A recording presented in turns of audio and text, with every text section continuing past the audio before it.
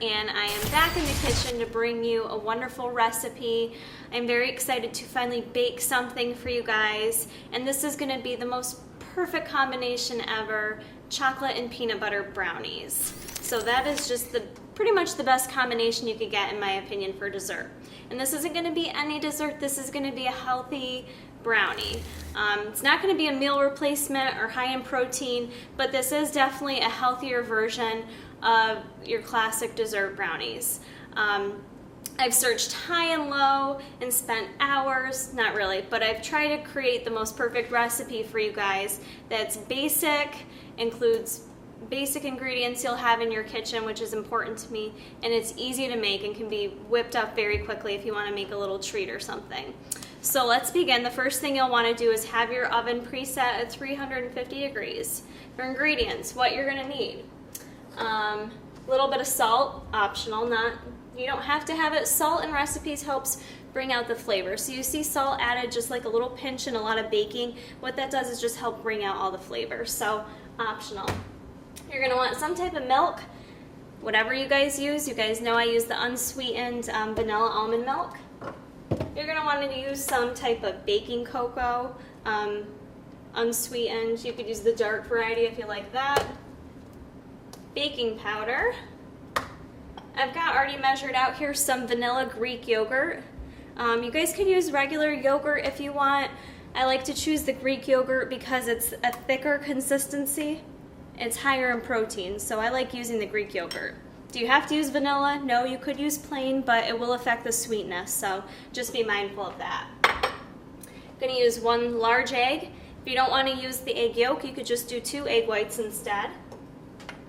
I'm going to use my favorite, oh it's so delicious, the white chocolate P28 peanut butter. You guys need to try this stuff, it is too good. But this is what I'm going to use in my recipe.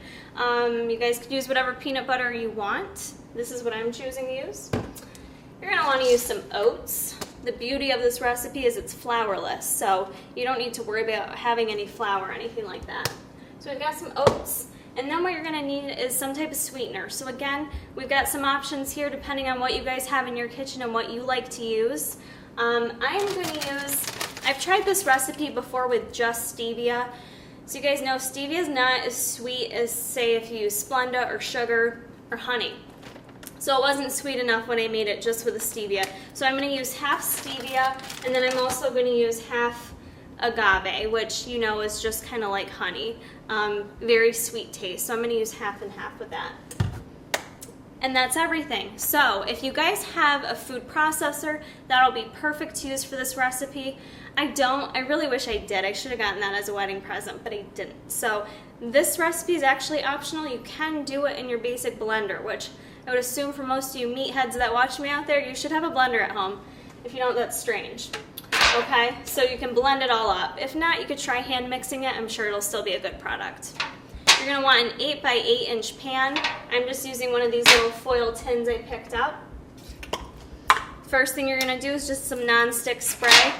Spray that up, okay? Set that aside for right now. What we're going to do is just start throwing all our ingredients in the blender.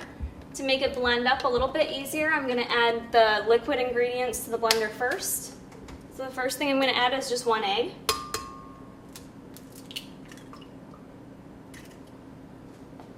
Okay. Next thing I'm going to add, I've measured out 6 ounces of the vanilla Greek yogurt.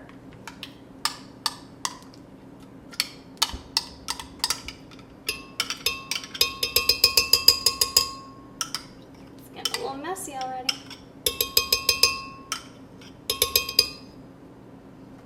Okay, what you'll notice about these brownies too, which I think sets them apart from other brownies, is they end up with almost like a fudge-like consistency. So if you like a more cakier brownie, you might have to vary how you're making this, but this is going to turn out to be like a nice fudgy consistency, so it's going to be delicious.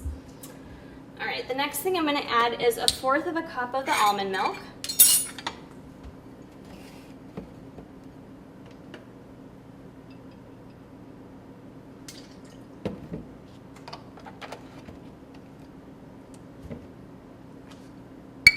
Okay, so that's pretty much all our wet ingredients. For dry ingredients, we're going to use 1/2 cup of oats,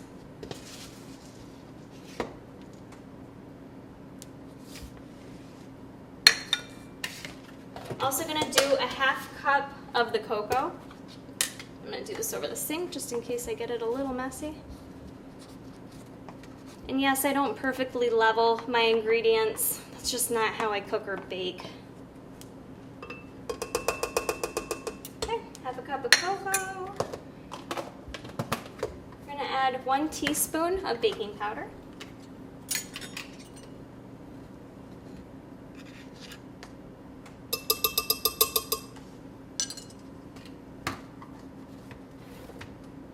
And I'm just going to put in a little pinch of sea salt.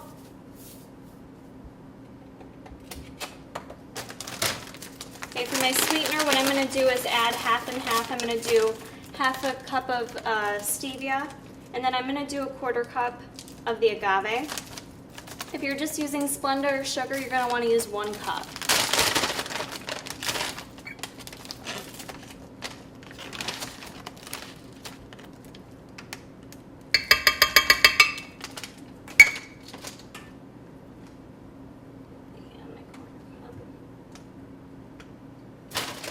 With my 1/4 cup.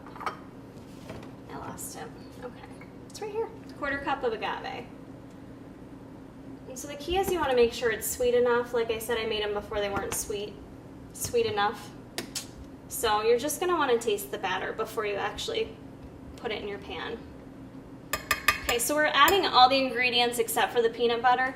And what I'm going to do is just go ahead and I'm going to blend this up. What you're going to want to do is blend it up enough so that the oats are ground up and it's more of a batter mixture. It is going to be kind of thin, and then we're going to taste it, make sure it's good to go before we pour it in our pan. Okay, now that I've blended it up, just about probably 2 minutes, you're going to want probably a rubber spatula to help make sure you get off all the inside of the batter from the inside of your blender. What we're going to do is go ahead and just dump this into our 8x8 inch pan. See, but there's all this good stuff left in there, so we're just going to make sure we dump all that in there. Don't want to leave any of this deliciousness behind.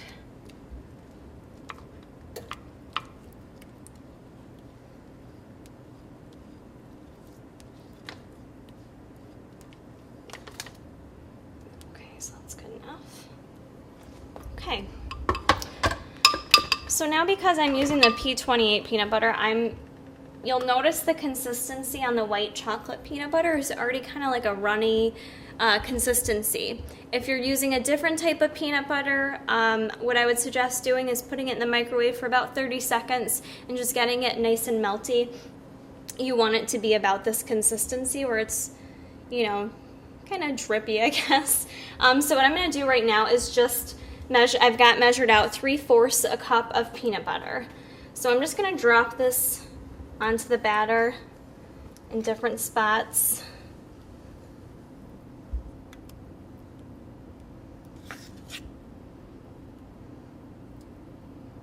I'm going to want it spread evenly throughout the brownie mixture, so that's why I'm not just kind of plopping it all in there on one spot.